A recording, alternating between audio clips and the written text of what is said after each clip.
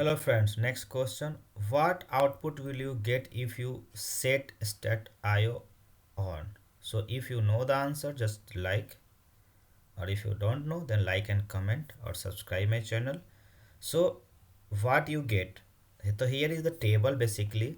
The table name, scan count, logical reads, logical physical read, read ahead read, logical read, log physical read, log read base ahead. So these are the columns you get when you set before any query executing. Okay, that is set statics IO on.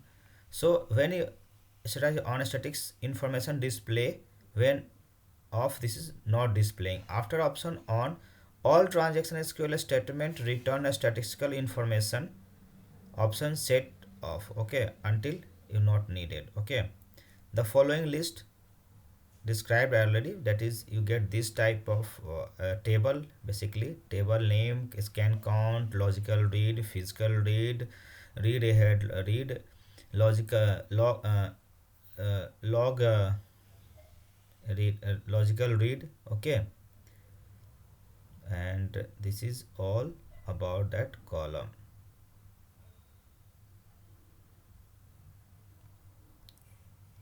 So this is about when you on set statics on.